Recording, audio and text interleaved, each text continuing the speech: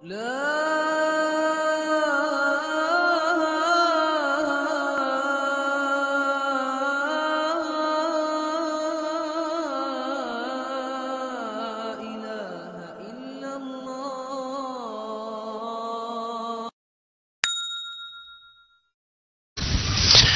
احترام بزرگوں بھائیوں، اللہ سبحانہ و تعالی نے اس کائنات کو اپنی قدرت سے بنایا۔ اس ساری کائنات میں انسان کو اشرف المخلوق بنایا۔ اس کائنات میں ساری کائنات کا دولہا اس انسان کو بنایا۔ انسان کو احسن تقویم بنایا، اس سے احسن عمل کا مطالبہ فرمایا۔ لِيَبْلُوَكُمْ أَيُّكُمْ أَحْسَنُ عَمَلًا، اور پھر احسن عمل کون سا وہ بھی بتا دیا۔ وَمَنْ أَحْسَنُ قَوْلًا مِّمَّنْ دَعَا إِلَى اللَّهِ وَعَمِلَ صَالِحًا وَقَالَ إِنَّنِي مِنَ الْمُسْلِمِينَ۔ انسان احسن تقویم ہے، اس سے احسن عمل، حسین عمل کا مطالبہ ہے، اور دعوت کے بول حسین ترین بول ہیں۔ انسان کو اللہ سبحانہ و تعالی نے احسن بنایا، اشرف المخلوق بنایا، اس سے احسن عمل کا مطالبہ فرمایا، اور احسن عمل بھی بتا دیا۔ دعوت کے بول حسین ترین بول ہیں۔ ان دعوت کے کلمات کے لیے، دعوت اللہ کے لیے اللہ سبحانہ و تعالی نے انبیاء علیہم السلام مبعوث فرمائے۔ سارے انبیاء علیہم السلام ساری انسانیت کو اللہ جل جلالہ کی طرف بلانے والے، اللہ سبحانہ و تعالی کا تعارف کرانے والے، اللہ سبحانہ و تعالی کی وحدانیت کی طرف دعوت دینے والے بنا کے بھیجے گئے۔ نوح علیہ السلام نے عرض کیا دعوت قومی لیلا و نہارا۔ محمد الرسول اللہ صلی اللہ علیہ وسلم کے بارے میں ارشاد فرمایا ادعو الی سبیل ربک، کہیں فرمایا انا ارسلناک شاہدا و مبشرا و نذیرا و داعیا الی اللہ۔ تو سیدنا نوح علیہ السلام بھی دعوت دینے والے، آخری نبی تک سارے انبیاء علیہ السلام دین کی دعوت کو لے کے دنیا میں آئے۔ پہلے ترتیب یہ رہی، ایک نبی دنیا سے جاتا تو انبیاء علیہ السلام والا کام دوسرے نبی کی طرف منتقل ہو جاتا۔ اس طرح ایک نبی سے دوسرے نبی کی طرف یہ کام منتقل ہوتا رہا۔ اذا خلق نبی خلق آخر، حدیث شریف میں ہے ایک نبی کا جب جانا ہو گیا، دنیا سے روانگی ہوئی، اللہ جل جلالہ نے دوسرا نبی بھیج دیا۔ ابراہیم علیہ السلام گئے، ان کے بیٹے اسحاق علیہ السلام، وہ گئے ان کے بیٹے یعقوب، وہ گئے ان کے آگے 12 بیٹے، اور 12 بیٹے بنی اسرائیل کہلائے، اور ہر بیٹے کی اولاد میں ایک قبیلہ بنا، اور ہر قبیلے میں نبی ہی نبی، نبی ہی نبی۔ ثم ارسلنا رسولنا تترا، اللہ نے اتنے نبی بھیجے۔ سب سے اخیر میں امام الانبیاء حبیب خدا حضرت محمد مصطفیٰ صلی اللہ علیہ وسلم کو مبعوث فرمایا۔ آپ کے بعد یہ انبیاء علیہ السلام والی محنت، انبیاء علیہ السلام والی دعوت کا کام اس امت کی طرف منتقل کر دیا گیا۔ یہ امت ہے تو امت، لیکن سعادت مندی اس کی کتنی، خوش بختی کتنی، ہو کر امت مکلف کر دی گئی نبیوں کے کام کی، مبعوث کر دی گئی نبیوں کے کام کے لیے۔ یہ اس امت کی شرافت کی بہت بڑی بات ہے، انتہا ہے۔ یہ امت بہت بہت شرافتوں والی، اس کو اللہ پاک نے بہت ہی نوازا۔ ابھی یہ امت پیدا نہیں ہوئی، اللہ سبحانہ و تعالی سیدنا عیسیٰ علیہ السلام کی طرف وہی بھیج رہے، انی باعث بعدک امہ، کہ میں تیرے بعد ایک امت مبعوث کرنے والا ہوں۔ جناب رسول پاک صلی اللہ علیہ وسلم کا ارشاد گرامی بعثتم میسرین، تم آسانیاں کرنے والے مبعوث ہوئے ہو۔ تمہیں مبعوث کیا گیا ہے۔ ربعی ابن عامر رضی اللہ عنہ کسرا کے دربار میں کہتے ہیں اللہ ابتعثنا، اللہ سبحانہ و تعالی نے ہمیں مبعوث کیا ہے۔ لشکر تو بھیجا تھا حضرت عمر رضی اللہ عنہ نے، یہ نہیں کہا کہ حضرت عمر نے بھیجا، یہ نہیں کہا کہ حضور رسول پاک صلی اللہ علیہ وسلم نے ہمیں بھیجا ہے، بلکہ براہ راست اللہ پاک کی طرف نسبت کر کے فرمایا اللہ ابتعثنا، ہمیں تو اللہ پاک نے مبعوث کیا ہے۔ انہوں نے پوچھا تھا تمہارے ان شہروں میں آنے کا مقصد کیا ہے، تم کس لیے آئے؟ تو پہلے آنے کا مقصد نہیں بتایا، پہلے بات صاف فرمائی کہ ہم آئے نہیں ہیں، ہم بھیجے گئے ہیں، ہم مبعوث ہوئے ہیں، ہم خود سے نہیں آئے ہیں۔ کس لیے آئے؟ کہ لوگوں کو بندوں کی غلامی سے نکال کر اللہ پاک کی غلامی میں لے آئیں، دینوں کے ظلم اور ستم سے نکال کر اسلام کے عدل میں لے آئیں، دنیا کی تنگیوں سے نکال کر اس کی وسعتوں میں لے جائیں۔ یہ اللہ سبحانہ و تعالی نے ہمیں مبعوث فرمایا ہے۔ تو یہ امت پوری کی پوری اقوام عالم کی طرف مبعوث فرما دی گئی ہے، اور اس امت کی فضیلتیں پہلے نبیوں پہ، سیدنا داؤد علیہ السلام پہ اللہ پاک نے وحی بھیجی، پہلے تو رسول پاک صلی اللہ علیہ وسلم کی شان میں کلمات فرمائے کہ ایک نبی بھیجنے والا ہوں جو مجھے ناراض نہیں کریں گے، میں اس سے ناراض نہیں ہوں گا، نہ وہ مجھے ناراض کرے گا نہ میں اس سے ناراض ہوں گا، اور بہت ساری فضائل بتاتے بتاتے اخیر میں آپ کی امت کا بیان فرمایا۔ اللہ پاک نے سیدنا داؤد علیہ السلام پر وحی بھیجی، وَأُمَّتُهُ مَرْحُومَةٌ، اس نبی کی امت وہ امت مرحومہ ہوگی جس پہ رحم کیا گیا ہے۔ میں نے ان کو فرضت علیہم الفرائض مثل ما افترضت علی الانبیاء، میں نے ان کو وہ فرائض دیے جو انبیاء علیہ السلام کو دیے ہے، ہوگی امت لیکن فرائض اس امت کے وہ فرائض ہوں گے جو انبیاء علیہ السلام کو دیے۔ وَأَعْطَيْتُهُمْ نَوَافِلَ، میں نے ان کو وہ نوافل دیے مثل ما آتیت الانبیاء، مثل اس کے جو انبیاء علیہ السلام کو دیے، یعنی انبیاء علیہ السلام کی طرح کے نوافل دیے۔ اگلے جملے میں تو اللہ سبحانہ و تعالی نے حد ہی کر دی، کیا فرما دیا؟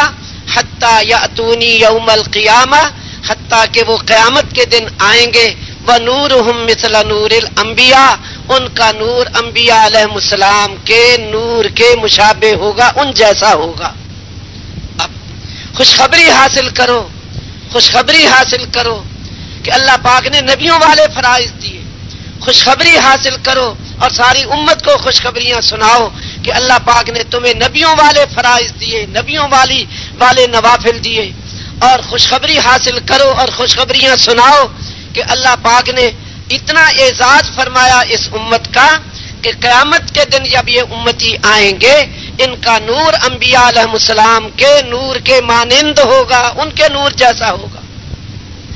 آپ بھی سارے خوشخبری حاصل کرو اور جا کے گھر گھر در در ایک ایک شہر اقلیم در اقلیم جا کے اس امت کو خوشخبریاں سناؤ کہ یہ امت آپ سب کو اللہ پاک نے مبعوث فرمایا ہے۔ دیکھو جو مبعوث ہوتا ہے باعث کی قوت مبعوث کے ساتھ ہوا کرتی ہے، اور باعث کی ہر وقت نظریں مبعوث پہ لگی رہتی ہیں۔ آپ کسی کو بھیجو، مبعوث کہتے ہیں جس کو بھیجا گیا ہو، آپ کسی کو کسی کام سے بھیجو تو آپ کی نظر لگی رہے گی، دیکھو وہ کیا جواب لاتا ہے۔ اسی لیے ادب یہ ہے کہ جب کوئی ہمیں کسی کام کے لیے بھیجے تو جو بھی ترتیب ہو واپس جا کر بھیجنے والے کو حالات سنانے چاہیے، کیونکہ بھیجنے والے کی نظر لگی ہوئی ہوتی ہے آپ نے وہ کام کر دیا یا نہیں کر دیا۔ ایک آدمی نے لفافہ دیا ڈاک میں کہ یہ ڈاک میں ڈال دو، جا کے اس بزرگ کو، اس آدمی کو بتانا چاہیے کہ ہاں میں نے ڈال دیا، تاکہ اس کو تسلی ہو جائے، کیونکہ اس کو انتظار لگا رہے گا۔ کوئی پیغام دینا ہو، پیغام پہنچا کے واپس آ کے بتانا چاہیے کہ میں نے یہ پیغام پہنچا دیا اور اگلے نے اس پیغام کو لیا یا نہ لیا، کیا جواب دیا، کیا کہا۔ تو مبعوث کے اوپر نظریں لگی ہوئی ہوتی ہیں باعث کی، بھیجنے والے کی، اور بھیجنے والے کی قوت مبعوث کے ساتھ ہوتی ہے، باعث کی قوت مبعوث کے ساتھ ہوتی ہے، باعث اکیلا نہیں ہوتا، باعث اکیلا نہیں ہوتا، اس کے ساتھ مبعوث اکیلا نہیں ہوتا، اس کے ساتھ باعث کی قوت ہوتی ہے۔ اللہ سبحانہ و تعالی نے سیدنا موسیٰ علیہ السلام اور ہارون علیہ السلام کو جب بھیجا تو ساتھ ہی کہا میں بھیج ہی نہیں رہا، میں بھی ساتھ ہی ہوں تمہارے، اننی معکما، سن بھی رہا دیکھ بھی رہا، سن بھی رہا دیکھ بھی رہا۔ تو اس لیے خوشخبری حاصل کرو اور خوشخبریاں سناؤ کہ تم سارے کے سارے رسول پاک صلی اللہ علیہ وسلم کی نیابت میں اقوام عالم کی طرف مبعوث ہو، بھیجے گئے ہو۔ رسول پاک صلی اللہ علیہ وسلم نے محرم میں خطبہ دیا 7 سن ہجری میں، اس میں رسول پاک صلی اللہ علیہ وسلم نے کہا کہ میں یہ پیغام ساری دنیا والوں کو پہنچا دینا چاہتا ہوں اور تمہاری عمریں، تمہاری زندگی اس کے لیے وقف ہونی چاہیے۔ یہ امت مرحومہ بہت مبارک امت ہے، اس کو انبیاء علیہ السلام والے فرائض دیے گئے، انبیاء علیہ السلام والے نوافل دیے گئے۔ اس امت کو اللہ سبحانہ و تعالی نے قرآن کا کتاب کا وارث بنایا۔ سورہ فاطر 4 رکوع، اس میں اللہ سبحانہ و تعالی نے ارشاد فرمایا والذی اوحینا الیک من الکتاب، وہ کتاب جو ہم نے بذریعہ وحی آپ پر بھیجی، اوحینا الیک، اللہ جل جلالہ اپنے حبیب حضرت محمد صلی اللہ علیہ وسلم کو فرما رہے کہ یہ کتاب جو ہم نے آپ پر بذریعہ وحی بھیجی، ذالک هو الحق، یہ حق ہے، یہ کتاب حق ہے، مصدقا لما بین یدی، پہلی کتابوں کی تصدیق کرتی ہے، ان اللہ بعبادہ لخبیر بصیر، اللہ سبحانہ و تعالی اپنے بندوں سے باخبر ہے اور اپنے بندوں کو دیکھنے والا ہے۔ پہلے تو یہ فرما دیا، پھر فرمایا ثم اورثنا الکتاب الذین اصطفینا من عبادنا، پھر وارث بنایا ہم نے اس کتاب کو۔ میں آہستہ آہستہ آیت پڑھتا ہوں تاکہ آپ سب کو ساتھ ساتھ ترجمہ خود ہی سمجھ آئے۔ ثم، پھر، اوحینا الیک، ثم اورثنا الکتاب، پھر وارث بنایا ہم نے کتاب کا، الذین اصطفینا من عبادنا، ان لوگوں کو جن کو پسند کیا ہم نے اپنے بندوں میں سے۔ تو مفسرین لکھتے ہیں، ایک مفسر لکھتے ہیں جن کو پسند کیا اپنے بندوں میں سے، ان بندوں سے کون سے بندے مراد ہیں؟ پھر لکھا تمام اہل اسلام مراد ہیں، یعنی کوئی خاص طبقہ مراد نہیں اس سے۔ یہود، نصارہ، مشرکین، ملحدین، یہ لوگ مجوسی، ہندو، سکھ، یہ سارے جو دنیا میں رہتے ہیں، ان سب میں سے اللہ پاک نے پسند کیا ہے کن کو؟ اپنے بندوں کو۔ اس سے کون سے بندے مراد ہیں؟ اس سے تمام اہل اسلام مراد ہیں۔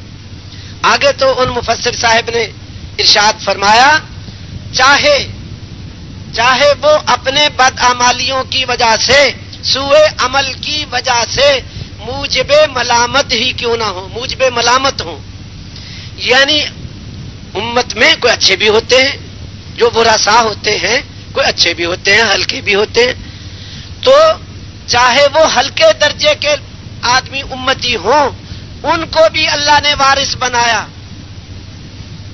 یہ اگلے آیت کے اگلے ٹکڑے میں اللہ نے خود ہی فرما دیا جن کو وارث بنایا۔ ان کی آگے 3 قسمیں ہیں اللہ پاک نے جو بیان فرمائی۔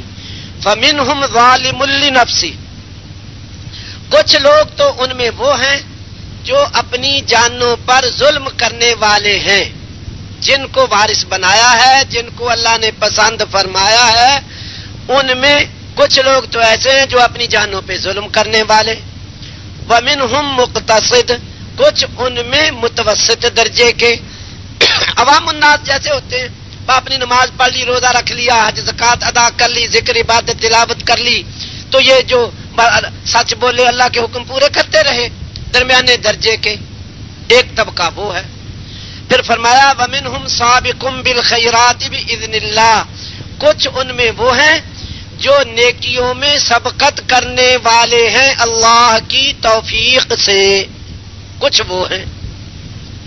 ذالک هو الفضل الکبیر، یہ اللہ سبحانہ و تعالی کا فضل ہے بہت بڑا، یہ جو اللہ پاک نے وارث بنایا ہے یہ اللہ پاک کا فضل ہے بہت بڑا۔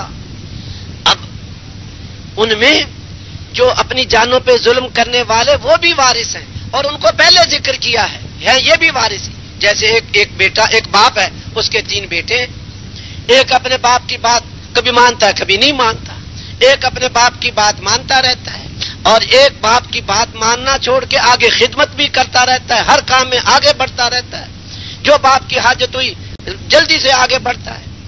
تو 3 قسم کے الگ الگ ہیں، لیکن آپ ہی بتاؤ بھائی، تو وراثت سب کو برابر ملے گی یا کوئی فرق ہوگا؟ برابر بتاؤ بھائی۔ وارث بھائی جو نیکی کرتا تھا وہ اپنا بدلہ اللہ سے الگ لے لے گا، جو باپ کی خدمت بڑھ چڑھ کے آگے بڑھ بڑھ کے کرتا تھا، لیکن بھائی بیٹے ہونے میں تو سب برابر ہی ہیں، وراثت تو سب کو برابر ہی ہے۔ تو اس لیے اللہ سبحانہ و تعالی نے وارث بنا دیا اپنی کتاب کا، اور چن لیا اپنے بندوں میں سے۔ خوشخبری حاصل کرو اللہ سبحانہ و تعالی نے، میں بھی حاصل کروں خوشخبری، آپ بھی۔ اللہ سبحانہ و تعالی نے ہمیں چن لیا ہے، ہمیں پسند کیا ہے اس وراثت کے لیے، اور یہ اللہ سبحانہ و تعالی کا فضل ہے بہت بڑا۔ ارے کچھ باتیں عرض کر دیتا، اس نیابت نبی پاک صلی اللہ علیہ وسلم کا نائب بن کر اس وراثت کو لے کے گھر گھر پھرنا، نبی کی نیابت میں ایک ایک امتی کے پاس جا کر اس کو اللہ پاک کے حکموں پر چلنے کے لیے تیار کرنا، اس پہ کیا ملے گا؟ اب میں ایتیں پڑھتا رہتا ہوں، اندازہ آپ خود لگاتے رہو، اللہ صاحب پاک نے عقل دی ہے سب کو۔ ایک بادشاہ تھا، اس نے خدائی دعویٰ کر دیا، جو اس کو رب نہیں مانتا تھا اس کو سزا دیتا تھا۔ کچھ رئیسوں کے لڑکے تھے، مالداروں کے 6-7 لڑکے نوجوان، انہوں نے سوچا کہ اگر تو ہم اس کو رب مانتے ہیں تو فتنے میں مبتلا ہو جائیں گے، مصیبت میں آخرت بگڑ گئی، اور اگر رب نہیں مانتے ہیں تو یہ سزا دیتا ہے، دنیا میں پھر مشکلات آتی ہیں، تو پھر کیا کریں؟ انہوں نے کہا اس بادشاہ کی جہاں تک پہنچ ہے اس سے باہر چلے جاؤ، کسی دوسری جگہ چلے جاؤ، اپنا ایمان بچا لو۔ ہدایت والے تھے، ایمان والے تھے، اپنا ایمان بچا کے نکل گئے۔ چلتے چلتے آگے جا کے ایک غار میں جا کے سو گئے۔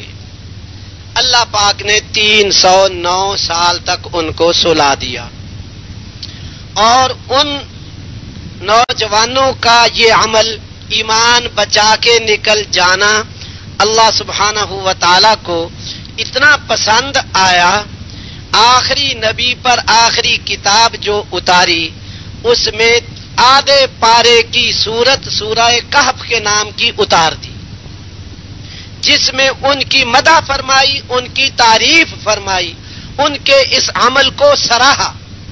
اللہ پاک ان نوجوانوں سے اتنا خوش ہوا، اور رسول پاک صلی اللہ علیہ وسلم نے ہر جمعہ سورہ کہف پڑھنے کی ترغیب فرما دی کہ ان کا قصہ پڑھا کرو اور ان کو یاد کیا کرو، اپنے ایمان کو تازہ کیا کرو۔ اب سوچنے والی بات یہ ہے کہ وہ اپنا ایمان بچانے کے لیے نکلے تھے، ساری دنیا کا ایمان بچانے کے لیے نہیں نکلے تھے۔ اگر ساری دنیا کا ایمان بچانے کے لیے نکلتے تو پھر غار میں کیوں جاتے؟ پھر تو اسی شہر میں ایک ایک گھر جاتے، محلے محلے میں جاتے، اور ان لوگوں کو سمجھاتے، دیکھو یہ بادشاہ جو اپنے کو رب کہلاتا ہے یہ رب نہیں ہے، تم اپنا ایمان بچانا، آخرت برباد نہ کرنا، اللہ پر ایمان لانا، اور اس بادشاہ پر ایمان نہ لانا، اگر تکلیف آئے تو صبر کرنا، اس کا بدلہ آخرت میں ملے گا۔ ایک ایک کو جماتے، ایک ایک کو ایمان پہ پکا کرتے تو پھر غار میں نہ جاتے. اگر ساری دنیا کا ایمان بچانے نکلتے تو غار میں نہ جاتے، گلی گلی گشت کرتے. اب جو غار میں گئے اپنا ایمان بچانے کے لیے، اللہ پاک کو ان پہ اتنا پیار آیا تو جو رسول پاک صلی اللہ علیہ وسلم کا نائب بن کر رسول پاک صلی اللہ علیہ وسلم کی نیابت میں ایک ایک کے گھر جا کے اللہ پاک کے احکام بتائے، رسول پاک صلی اللہ علیہ وسلم کے مبارک اور پاکیزہ طریقے بتائے، اللہ پاک کے حکموں پہ چلنے کے لیے تیار کرے، جناب رسول پاک صلی اللہ علیہ وسلم کے طریقوں پر چلنے کے لیے تیار کرے، وہ اللہ پاک کو کتنا محبوب ہوگا اس کا اندازہ آپ خود ہی کر لو. یہ ایک بات ہوئی. اگلی بات، ایک میں ایسے پڑھتا رہتا ہوں اور آپ اندازہ خود کرتے رہو اور فیصلہ کرتے جاؤ. ہم نے فیصلہ کرنا ہے کہ ہمیں کہاں پہنچنا ہے، ہماری منزل کیا ہے.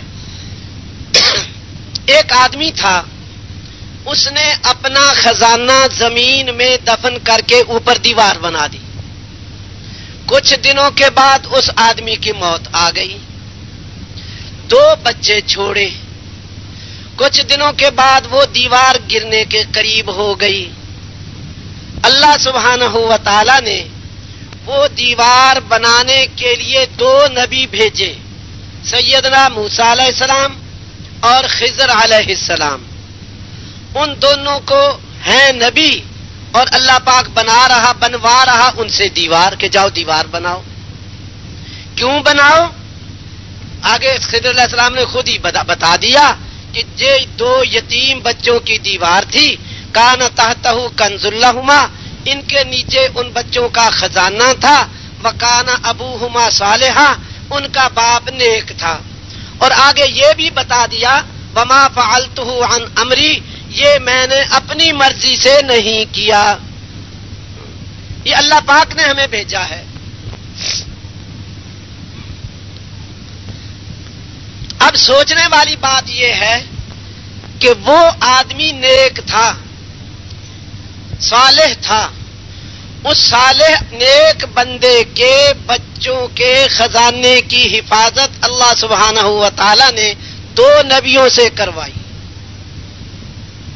تو جو ساری دنیا میں نیکی پھیلانے کے لیے رسول پاک صلی اللہ علیہ وسلم کا نائب بن کر آپ کی نیابت میں گھر گھر جا کر شہر شہر جا کر، جیسے میرے آقا شہر شہر پھرے، جگہ جگہ پھرے، تو ان سب کو جا کے نیکی کے لیے تیار کرے.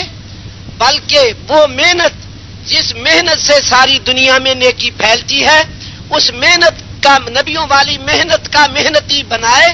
اس آدمی کا اللہ کے ہاں کیا مقام ہوگا، یہ آپ خود اندازہ لگا لو بھائی، یہ آپ خود اندازہ لگا لو. کیا اللہ سبحانہ و تعالیٰ اس آدمی کے بچوں کو بھوکا مار دے گا؟ میں کہتا ہوں اگر بھوک بھیج بھی دے، وہ یہ بھی اس کی مرضی ہے. جو نبیوں والا کام کرے گا اللہ پاک اس کو نبیوں کی شان سے پالے گا. جو نبی کا نائب بن کر محنت کرے گا اس کو نبیوں کے شان کے مطابق اللہ پالے گا. نبیوں کا شان کیا ہے؟ نبیوں کو اللہ کیسے پالتا تھا؟ کبھی کھانے کو دیتا تھا، کبھی نہیں دیتا تھا، کبھی بھوک بھیج دیتا تھا، کبھی کھانا دے دیتا تھا. لیکن یہ بھوک اللہ کے ہاں کتنی پسند ہوگی جب بھوک بھیجے گا. جو اللہ، ہم نبیوں والا مقصد کو اپنا مقصد بنائیں گے، اللہ پاک وہی معاملہ ہمارے ساتھ دنیا میں اگر کرے گا، کبھی دے گا کبھی بھوکا رکھے گا، تو اللہ کے ہاں سے امید ہے پھر اللہ پاک قیامت میں بھی نبیوں کے معیت میں اللہ پاک جگہ دے دے گا. جو دنیا کے میں ایسا معاملہ کرے گا، بھوک بھیجے گا، یہ بھوک کتنی قیمتی ہوگی. میں آپ سے پوچھتا ہوں، آپ سوچ کے جواب دینا. ایک آدمی روزہ رکھتا ہے اور شام کے وقت اس کو بھوک ستاتی ہے، پھر منہ سے بدبو نکلتی ہے. روزے دار کے منہ کی بدبو اللہ پاک کو کتنی پسند ہے، یہ بول کے بتاؤ آپ. مشک سے بھی زیادہ پسند ہے. تو اب سوچنے والی بات یہ ہے، جو خود سے روزہ رکھے اور اس کے منہ کی بدبو اللہ پاک کو مشک سے بھی زیادہ پسند ہو، اور روزہ ایمان کی 77 شاخوں میں سے ایک شاخ ہے جو ایمان کی 77 شاخیں زندہ کرنے کے لیے، جس میں خود روزہ بھی ہے، ایمان، کلمہ، نماز، روزہ، زکوٰۃ، حج، تلاوت، ذکر، خدمت، وہ سارے 77 شاخیں سب کو زندہ کرنے کے لیے ساری دنیا میں کبھی مشرق جا رہا، کبھی مغرب جا رہا، شمال اور جنوب جا رہا، تو جو اس کے اللہ کے راستے میں پھرنے کی وجہ سے اس کو بھوک آئے گی یا اس کے بچوں کو بھوک آئے گی، وہ بھوک اللہ پاک کے ہاں کتنی پسندیدہ ہوگی۔ جب ایک شاخ کے لیے بھوک آئے وہ اللہ کو مشک سے زیادہ پسند آئے، تو وہ محنت، جس محنت سے 77 شاخیں زندہ ہوں، جس محنت سے نبیوں کے مقصد والے آدمی تیار ہوں، جس محنت سے نبیوں کے نائب بن کے نیابت والے مقصد پہ امت کھڑی ہو جائے، اس پہ بھوک آئے گی، وہ اللہ کے ہاں کتنی پسندیدہ ہوگی۔ اس بھوک پر تو اس کے لیے بھی اور پتہ نہیں کتنوں کے لیے فیصلے ہوں گے۔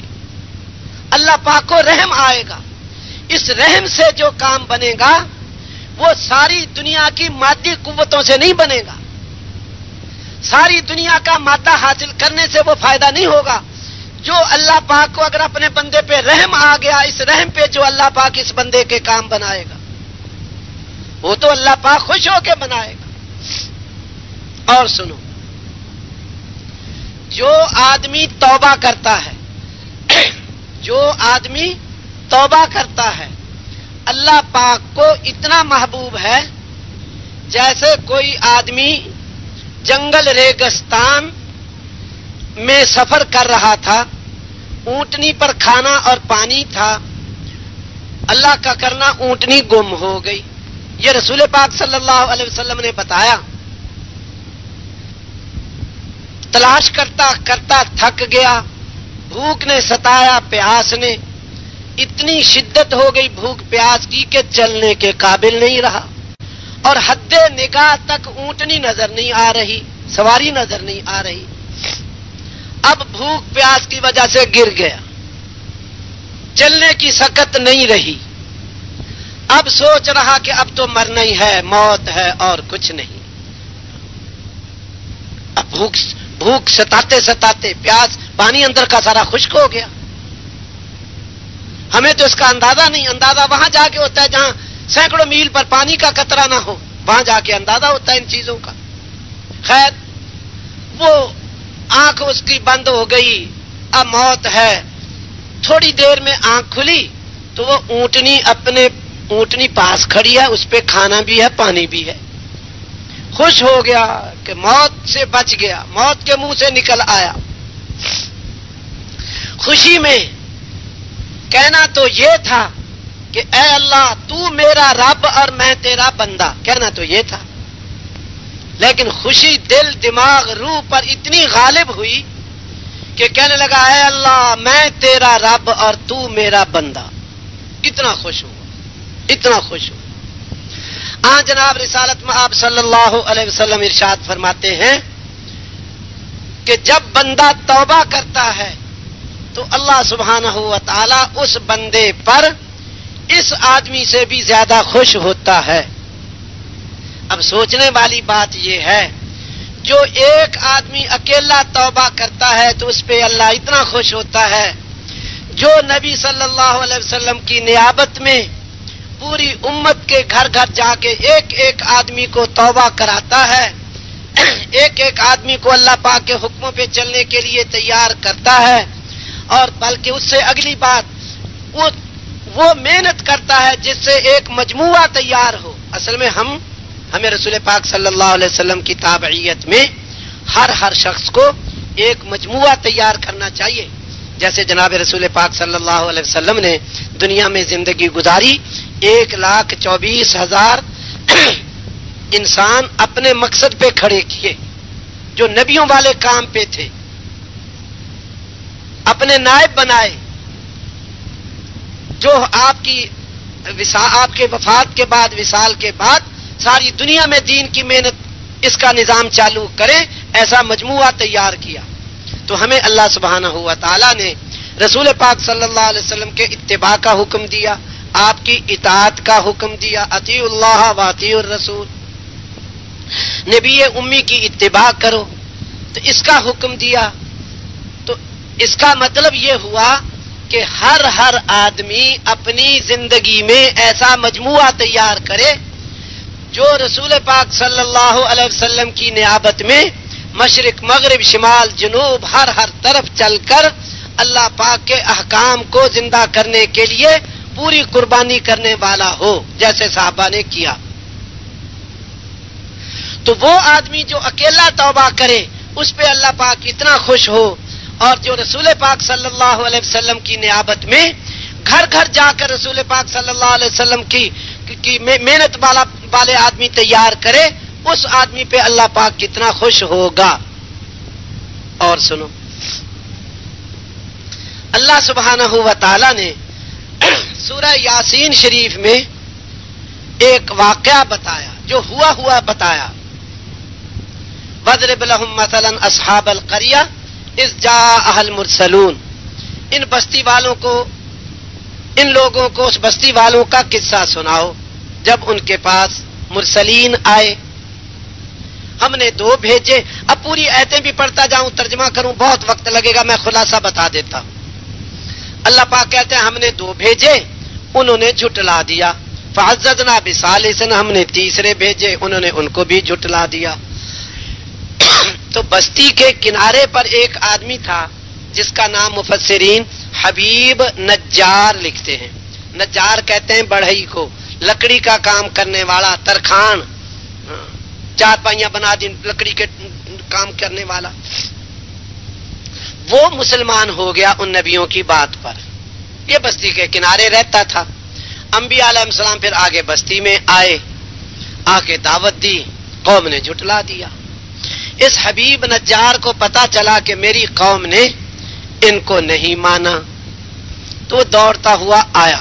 وجاء من اقصى المدينة رجل يسعى قال يا قوم اتبعوا المرسلين اتبعوا من لا يسألكم اجرا وهم مهتدون۔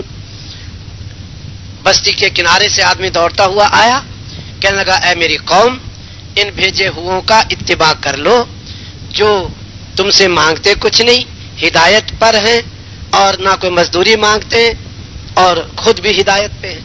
آگے اپنا بھی اعلان کر دیا کہ میں کیوں ان کا اتباع نہ کروں، وما لی لا اعبد الذی فطرنی والیہ ترجعون، میں ان کا اتباع کیوں نہ کروں، جس نے مجھے پیدا کیا اسی کے پاس جاؤ گے، اس کو چھوڑ کے اوروں کو الہ بناؤں تو پھر تو میں بڑا گمراہ ہو جاؤں گا۔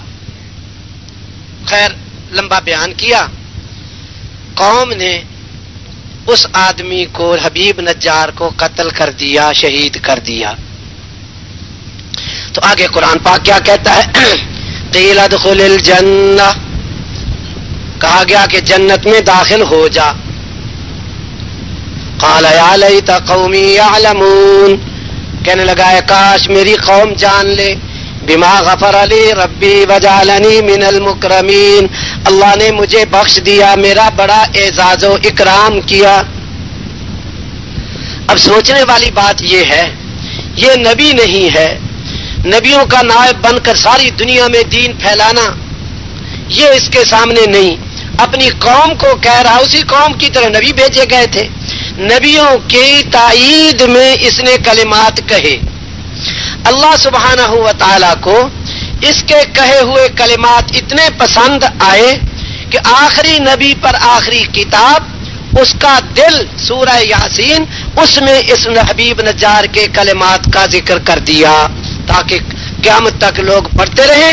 اور رسول پاک صلی اللہ علیہ وسلم نے ہر روز سورہ یاسین شریف صبح کو پڑھنے کی ترغیب دے دی کہ روز پڑھا کرو اور یاد کیا کرو کیسے اس اللہ کے بندے نے انبیاء کی تائید کی تھی اور کیسے پھر اللہ پاک نے ان کا اعزاز کیا، ان کو مکرم و محترم بنایا، ان کو جنت میں، اس کو حبیب نجار کو کیسے جنت میں داخل کر دیا۔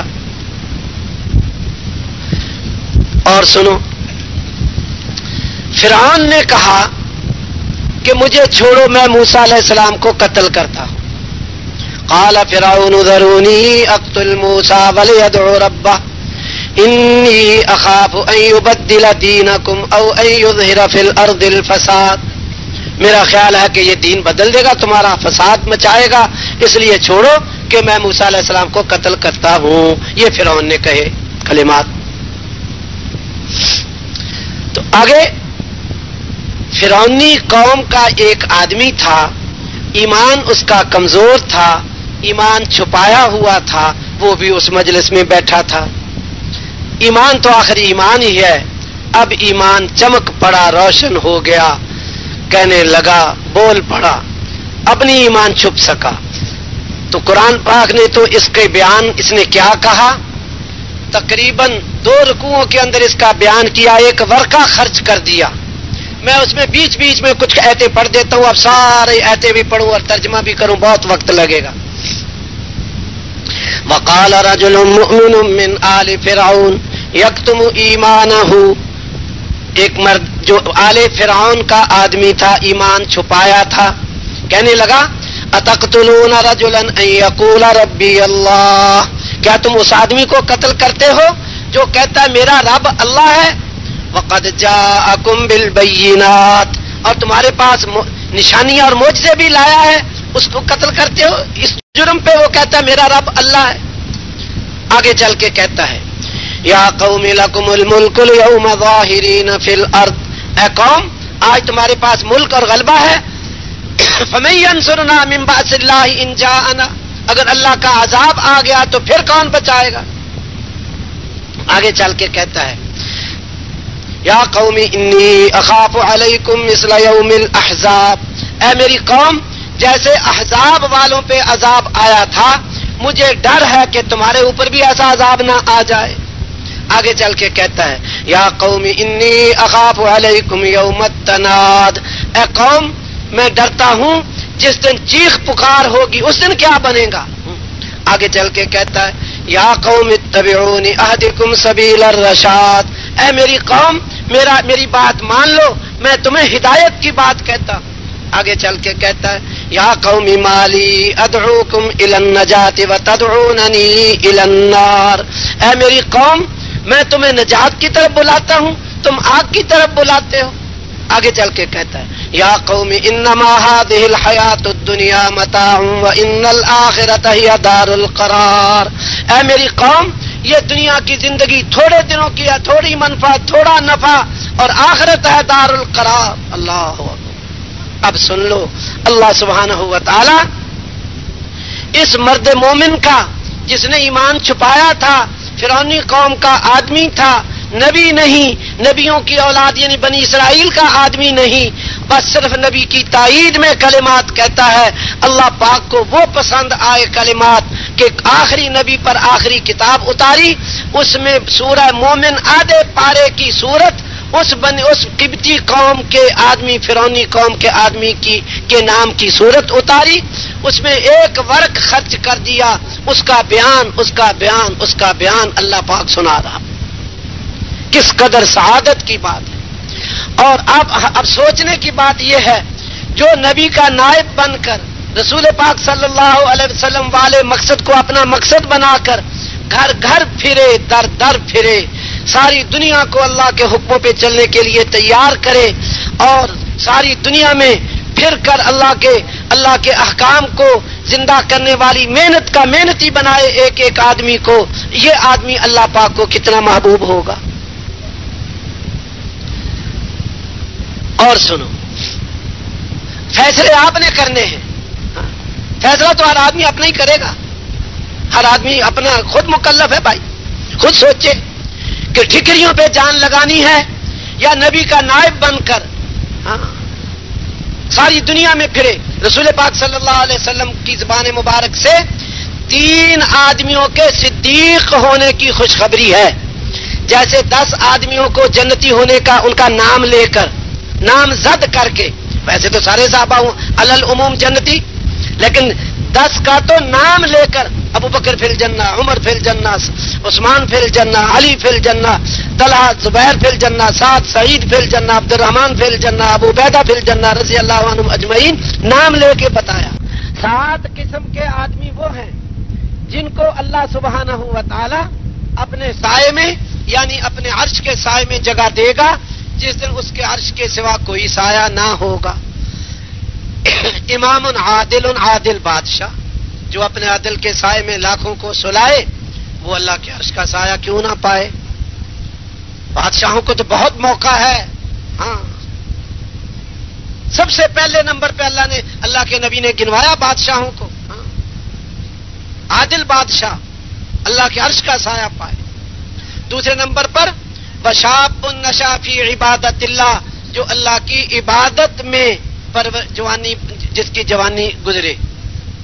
اب سوچنا یہ ہے جو اپنی جوانی اللہ کی عبادت میں گزارے اللہ کے عرش کا سایہ پائے، جو نبی کا نائب بن کر خود بھی جوانی اللہ کی عبادت میں گزارے اور گھر گھر جا کر وہ محنت اٹھائے، ہر آدمی کو نیابت کا احساس دلوائے، ہر آدمی کو پوری دنیا میں پھرنے والا بنائے، اس کو اللہ کے عرش کے ساتھ ساتھ اور کیا کچھ ملے گا یہ خود ہی اندازہ لگا۔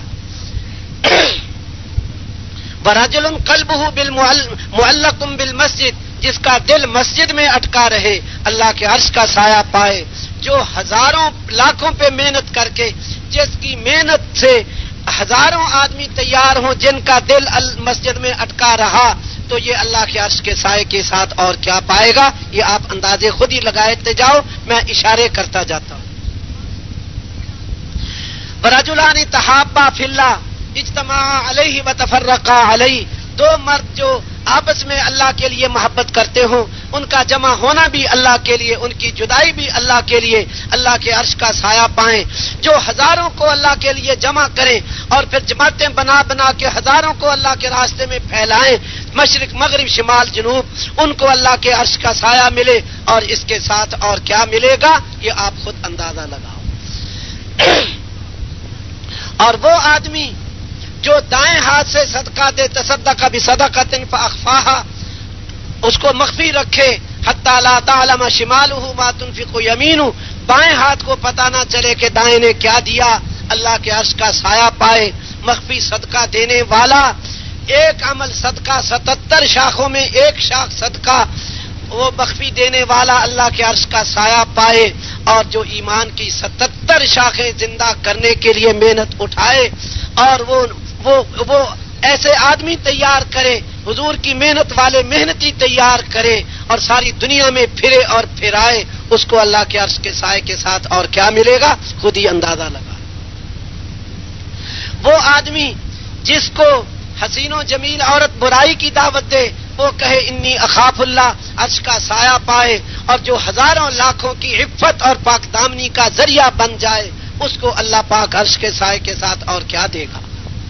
وہ آدمی جو تنہائی میں اللہ کو یاد کرے اور روئے اور آنسو بہنے لگے، اللہ کے عرش کا سایہ پائے، اور یہ ذکر کرنا 77 شاخوں میں ایک شاخ ہے، جو ایک شاخ پہ عمل کرے عرش کا سایہ پائے، جو 77 شاخیں زندہ کرنے کا ذریعہ بنے وہ کیا پائے گا اللہ کے ہاں سے، یہ خود ہی اندازے کرتے رہو۔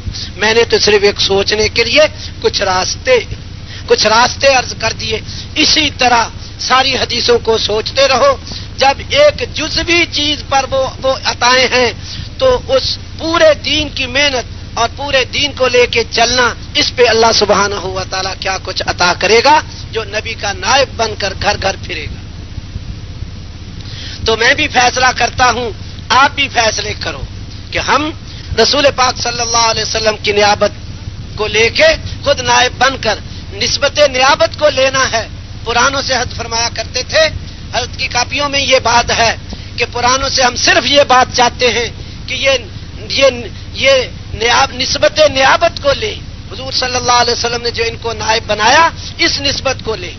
جب یہ نسبت ہماری طرف ہمیں رود ہو کے یہ اپنی طرف منتقل کرانی ہے نسبت، اگر یہ نسبت ہمیں نصیب ہو گئی، اللہ نے فیصلہ کر دیا، یقین جانو اس آدمی کو اللہ سبحانہ و تعالی ساری دنیا میں ہدایت پھیلنے کے لیے ذریعہ بنائے گا، اس پہ اپنی رحمتوں کا فیضان فرمائے گا، اس کے ذریعے سے لاکھوں ایمان والے پیدا ہوں گے، نمازوں والے پیدا ہوں گے، ذکر عبادت والے پیدا ہوں گے، اکرام مسلم اور صحیح نیت والے پیدا ہوں گے، دین کے داعی پیدا ہوں گے، اللہ کے احکام ساری دنیا میں پھیلانے والے اس آدمی کے ذریعے سے اللہ زندہ کرے گا۔ ہمیں اپنے لیے فیصلہ کروانا ہے،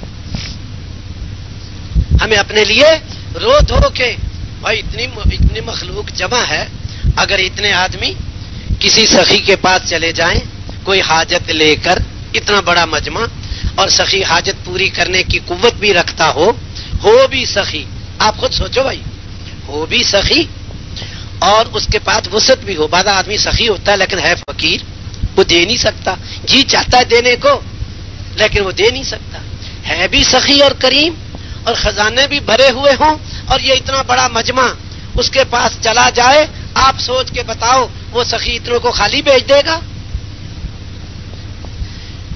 یہ تو میں اور آپ سارے مل کے اللہ پاک سے فیصلہ کروائیں، اے اللہ جناب رسول پاک صلی اللہ علیہ وسلم کے ذریعے سے آپ پوری دنیا میں جن غلط یقینوں، غلط طریقوں، غلط جذبوں کو آپ مٹانا چاہتے تھے، اے اللہ آج ہمیں بھی پوری دنیا میں سے غلط یقین، غلط طریقے، غلط جذبے مٹانے کے لیے تو ہمارے لیے فیصلہ فرما دے، ہمیں قبول کر۔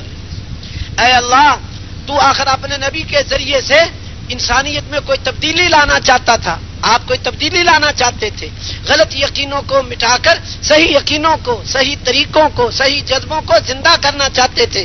اے اللہ مجھ مسکین کے ذریعے اور ان لوگوں کے ذریعے سے یہ صحیح یقین، صحیح طریقے، صحیح جذبے پوری دنیا میں زندہ کرنے کے لیے آج اس امت کو قبول کر لیں۔ تو یہ فیصلہ کرواویں گے بھائی؟ ہاں، جب فیصلہ اللہ پاک سے کروا لیا تو پھر ہماری زیادہ قوت نہیں لگے گی، پھر اللہ پاک کی مدد شامل حال ہو جائے گی۔ ہاں، پھر اللہ پاک کی مدد شامل ہو گئی، اللہ سبحانہ و تعالی پھر خود ہی ہم سے کام لے لے گا۔ آج ساری دنیا میں جی چاہی پہ چلنا یہ رواج آیا ہوا ہے، جی چاہی کا کھایا، جی چاہی کا پیا، جی چاہی کا کیا، رب چاہی کا خیال نہ کیا۔ دو زندگیاں ہیں، جی چاہی اور رب چاہی۔ ان دونوں کو تھوڑا مختصر عرض کر کے بات ختم کرتا ہوں۔ جی چاہی پہ چلنا، اب ہم ساری دنیا میں پھرنے کو تو پھر لیں لیکن آگے جی چاہی آ جاتی ہے۔ میرا جی چاہتا ہے گھر رہنے کو، میرا جی چاہتا ہے بچوں کے پاس رہنے کو، بیوی کے پاس رہنے کو، میرا جی چاہتا ہے اس طرح کے کھانے کو، اس کاروبار کو، بس یہی آڑے آ جاتا ہے۔ تو جی چاہی پر چلنا یہ ایک راستہ ہے جو آدمی کو کفر تک لے جاتا ہے اور آگے نتیجہ جہنم میں جانا پڑتا ہے۔ یہ ہے جی چاہی کا راستہ۔ ایک راستہ ہے رب چاہی کا، جو اللہ چاہے گا اس پر جی چاہی کو قربان کروں گا، یہ راستہ آدمی کو جنت میں لے جاتا ہے۔ حضرت کا یہ اہم مضمون تھا، جی چاہی پہ چلنا اور رب چاہی پہ چلنا۔ جی چاہی پہ چلا سب سے پہلے ابلیس۔ اب یہ سنتے بھی جائیں اور اپنے لیے فیصلہ بھی کرتے جائیں، ہم دونوں راستوں میں کون سے راستے پہ چلنا ہے، یہ ساتھ ساتھ فیصلہ بھی کرتے جانا ہے۔ سب سے پہلے جی چاہی پہ چلا ابلیس۔ اللہ پاک کی چاہت یہ تھی کہ آدم کو سجدہ کرو، اس کا جی چاہا کہ میں اچھا ہوں، میں بہتر ہوں، انا خیر من، میں اس کو سجدہ نہ کروں۔ چنانچہ رب چاہی کو نہ دیکھا، جی چاہی کو دیکھا۔ بولو، رب چاہی کو نہ دیکھا، جی چاہی کو دیکھا، تو نتیجہ کیا ہوا؟ مردود ہوا، ملعون ہوا، رجیم ہوا، ہمیشہ ہمیشہ کے لیے جہنمی ہوا۔ نمبر 2، جی چاہی پہ چلا آدم علیہ السلام کا بیٹا قابیل۔ ترتیب یہ تھی، اللہ تعالیٰ آدم علیہ السلام کو ان کی بیوی سے ایک پیٹ میں 2 بچے دیتا تھا، ایک بچہ ایک بچی، پھر دوسرا حمل ہوا تو اس میں بھی ایک بچہ ایک بچی۔ ترتیب اللہ پاک نے یہ بنا دی کہ ایک ہی پیٹ سے جو بچہ بچی پیدا ہوں وہ تو ان کے لیے آپس میں بہن بھائیوں کے احکام، اور جو دوسرے پیٹ میں بچہ بچی پیدا ہو ان کے لیے وہ احکام نہیں تھے، ان کے ساتھ پہلے پیٹ کا بچہ دوسرے پیٹ والی بچی کے ساتھ نکاح ہو، پہلے پیٹ کی بچی دوسرے پیٹ والے بچے کے ساتھ نکاح ہو۔ ترتیب یہ تھی۔ قابیل کے ساتھ جو بچی پیدا ہوئی وہ خوبصورت تھی. دوسرے پیٹ سے پیدا ہوا حابیل اور اس کے ساتھ جو بچی پیدا ہوئی وہ خوبصورت نہیں تھی. حابیل قابیل کا جی چاہا خوبصورت بچی سے نکاح کرنے کو. آدم علیہ السلام نے سمجھایا کہ یہ اللہ کی طرف سے ممنوع ہے، حرام ہے، اللہ کی چاہت یہ نہیں ہے. یہ نہیں مانا، باپ کی بھی نہیں مانی. آدم علیہ السلام نے کہا کہ تو بھی قربانی پیش کر، یہ بھی تیرا بھائی قربانی پیش کرے، جس کی اللہ قبول کر لے وہ اس لڑکی کے ساتھ شادی کر لے، فیصلہ اللہ سے کروا لو. چنانچہ دونوں نے اپنی اپنی قربانی پیش کی. ایک کے پاس بھیڑ بکریاں تھے، اس نے بکری ذبح کر کے جنگل میں ڈال دی اللہ کے لیے. دوسرے کے پاس کھانے پینے کا سامان تھا، کھانا پکا کے ڈال دیا. اللہ نے حابیل کا قبول کر دیا، قابیل کا رد کر دیا، فیصلہ ہو گیا. ترتیب قبول کرنے کی یہ تھی، جس کا اللہ پاک قبول کرتا تھا ایک آگ بھیجتا تھا، جلا کر راکھ کر دیتا تھا کہ ہم نے لے لیا تیرا، بس قبول ہو گیا. جس کا مردود کرتا تھا اس کو نہیں چھیڑتا تھا، اسی طرح ہی رہنے دیتا تھا کہ تیری چیز ہمیں قبول نہیں، اٹھا کے لے جا، خود کھا لے، پھینک دے، کتے کھا جائیں، شیر چیتے کھا جائیں، ہمیں کوئی واسطہ نہیں. ترتیب یہ تھی. جیسے کوئی بھائی ناراض ہو تو وہ اپنے ناراض بھائی کی چیز قبول نہیں کرتا، رد کر دیتا ہے. اللہ نے رد کر دیا قابیل کا. باپ نے کہا بات صاف ہو گئی. کہنے لگا نہیں میں تو اسی سے ہی کروں گا. اپنے بھائی کو کہا لأقتلنک، میں تجھے قتل کروں گا. حابیل نے کہا بھی مجھے قتل کرنے کا کیا، انما یتقبل اللہ من المتقین، اللہ پاک متقی سے قبول کرتا ہے، اس میں میرا کیا گناہ، قبول اللہ نے نہیں کیا تیرا تو قتل مجھے کرے گا. اس نے کہا نہیں میں تو تجھے قتل کروں گا. اس نے یہ سوچا کہ جب تک یہ زندہ ہے لڑکی یہ لے جائے گا، اس کو قتل کر دو پھر لڑکی ملے گی.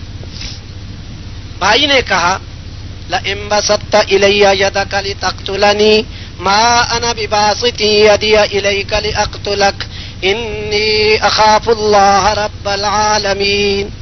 اگر تو مجھے قتل کرے گا، قتل کرنے کے لیے ہاتھ بڑھائے گا، میں تجھے قتل کرنے کے لیے ہاتھ نہیں بڑھاؤں گا. انی اخاف اللہ رب العالمین، میں اللہ رب العالمین سے ڈرتا ہوں. تو ہمیں بھی بھائی سبق ملا، دو سبق ملے اسی آیت میں. ایک سبق تو یہ ملا چیز ایک ہی ہے، قربانی پیش کرنا. فقربا قربانا، دونوں نے قربانی پیش کی، ایک کی اللہ نے قبول کی دوسرے کی نہیں. ساتھ ضابطہ بتا دیا عمل ایک ہی ہوگا، دو آدمی اس عمل کو کریں گے، ایک کا قبول ہوگا ایک کا نہیں ہوگا. کس کا؟ جس کے عمل میں تقوی ہوگا.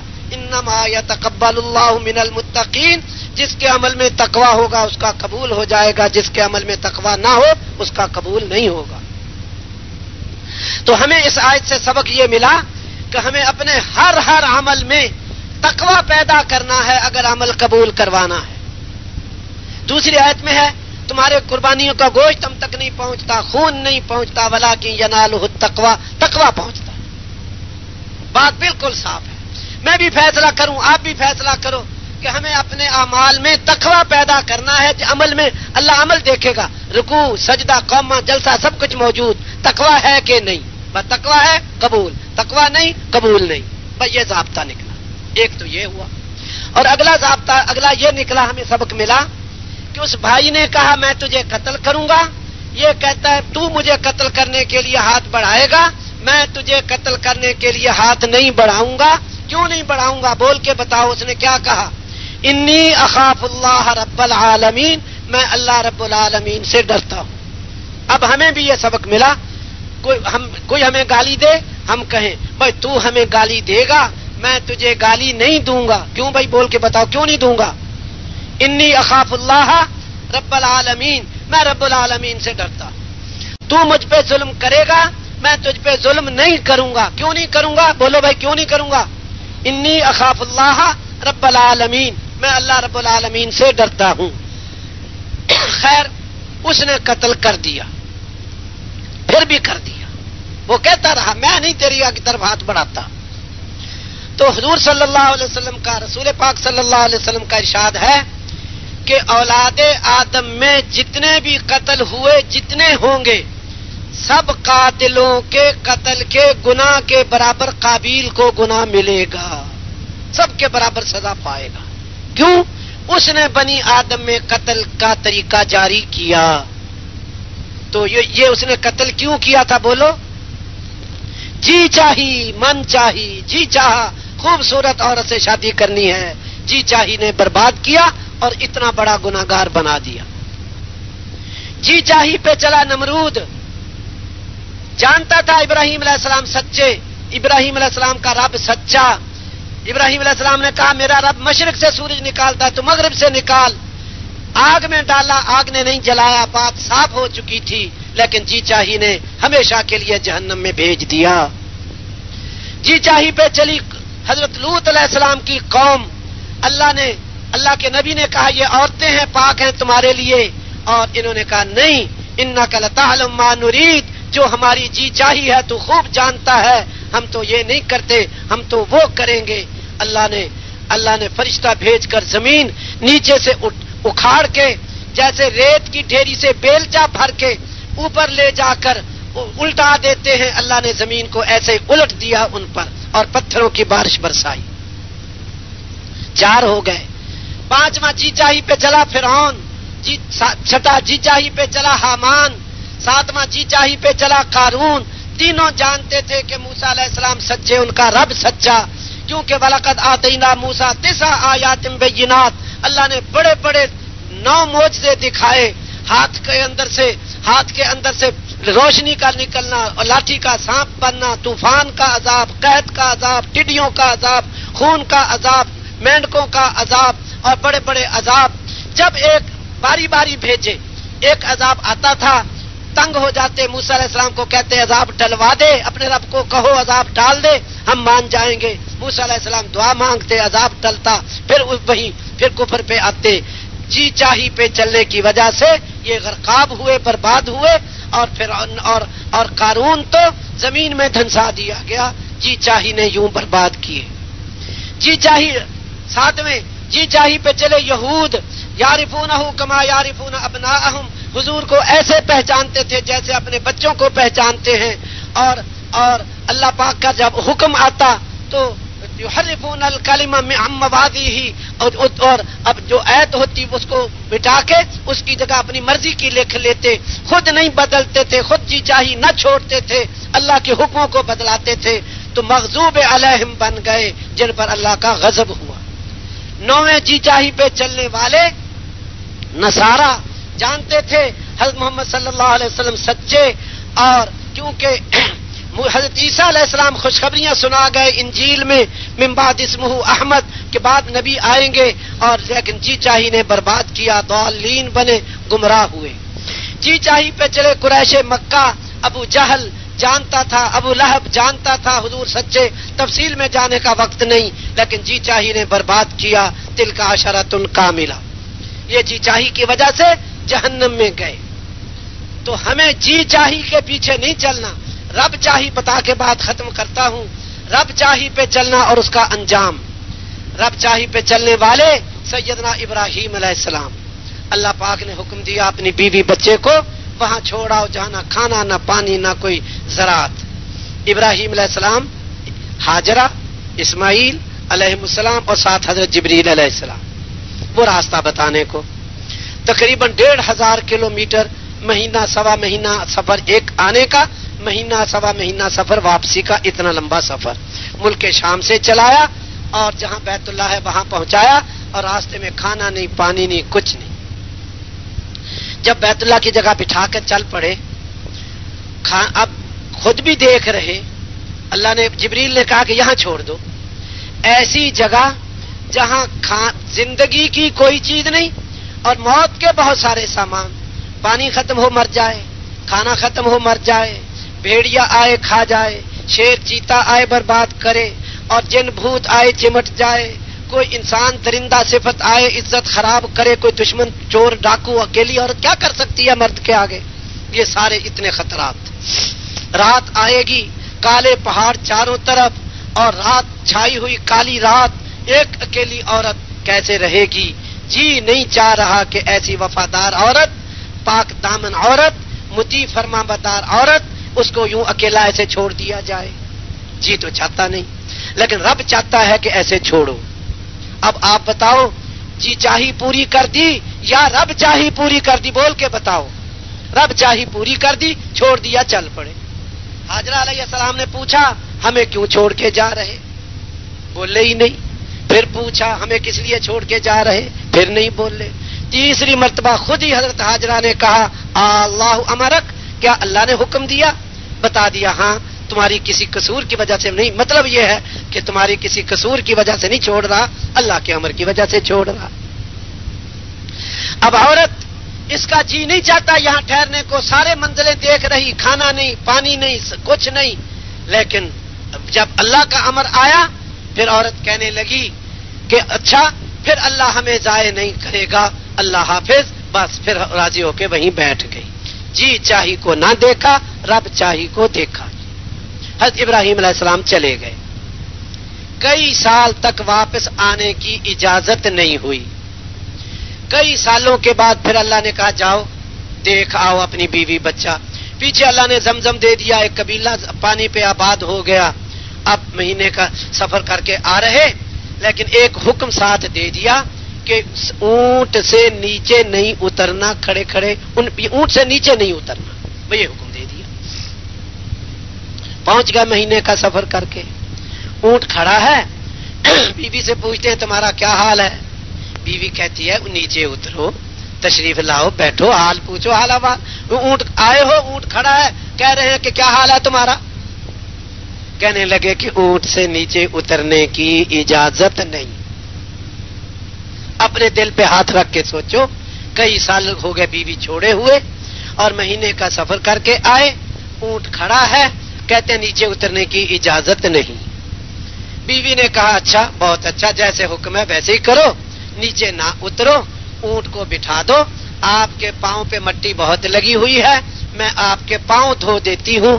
اونٹ بٹھایا، پاؤں دھلوائے، اونٹ کو چابک مارا، اٹھایا اور واپس روانہ ہو گئے۔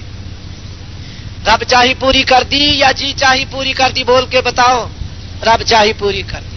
اب ہمیں فیصلہ کرنا ہے کہ ہمیں کیا پورا کرنا ہے۔ پہلے جی چاہی کا انجام سن چکے، اب رب چاہی کا انجام اخیر میں عرض کروں گا انشاءاللہ۔ پھر کئی سال گزر گئے، ملنے کی اجازت نہیں ہوئی، بیٹا 13 سال کا ہو گیا۔ اب اللہ پاک نے ملنے کی اجازت دے دی، مہینے کا سفر کر کے پہنچے، نیچے اترنے کی اجازت بھی دے دی، لیکن ایک حکم اور دے دیا، نیچے تو اتر جاؤ، لیکن وہ حکم پہلے دونوں حکموں سے ہی زیادہ سخت۔ وہ کیا؟ بیٹے کے گلے پہ چھری پھیر دو۔ پہلے تو یہ تھا کہ بیٹے کو دیکھ لو، ٹھہرنا نہیں، وہاں سواری کے نیچے نہیں اترنا، اب تو حکم ہی دے دیا کہ ذبح کر دو۔ اور مانگ کے لیا بیٹا، بعضی تفسیروں سے پتہ چلتا ہے 84 سال کی عمر تھی جب بیٹا ملا، اب 13 سال کا ہو چکا ہے، یعنی حضرت ابراہیم علیہ السلام کی عمر 100 سال ہو چکی، آئندہ بیٹا ملنے کی توقع بھی نہیں، اور یہ مانگ کے لیا۔ اسماعیل کا معنی مانگا ہوا، اسماعیل کا معنی مانگا ہوا، مانگ کے لیا، حکم دے دیا ذبح کرو۔ تو اب آپ بتاؤ کہ رب چاہی پوری کر دی یا جی چاہی؟ رب چاہی۔ بیٹے نے بھی رب چاہی، بیٹے سے پوچھا کہ بیٹا یوں اللہ کا حکم ہے، میں نے خواب دیکھا ہے، تجھے ذبح کرتا ہوں، بتا تیری کیا مرضی ہے؟ بیٹے نے کہا جو حکم ہوا ہے وہ پورا کر دیجئے، مجھے صبر کرنے والا پاؤ گے۔ تو علماء کہتے ہیں کہ جب اللہ نے حکم دیا ذبح کر دو، تو پھر بیٹے سے کیوں پوچھا کہ ذبح کروں یا نہ کروں، تیری کیا مرضی ہے؟ بیٹے سے کیوں پوچھا؟ حکم تو ہے ذبح کرو۔ اس کا جواب یہ دیتے ہیں اس لیے نہیں پوچھا کہ بیٹا کہے گا ذبح کر دو تو ذبح کر دوں گا، بیٹا کہے گا ذبح نہ کرو تو نہیں کروں گا، یہ مطلب نہیں تھا۔ پھر کیوں پوچھا؟ مطلب یہ تھا کہ اگر بیٹا کہے گا ذبح کر دو، میں ذبح ہونے کو تیار ہوں، تو ذبح کرنے کا طریقہ اور ہوگا۔ اگر بیٹا کہے گا کہ نہیں ہوں میں نے ذبح نہیں ہونا، تو پھر ذبح کرنے کا طریقہ اور ہوگا۔ مرغی ذبح کرنے کا طریقہ اور ہے، اور گائے ذبح کرنے کا طریقہ بولو اور ہے گائے کو کیسے ذبح کرتے ہیں؟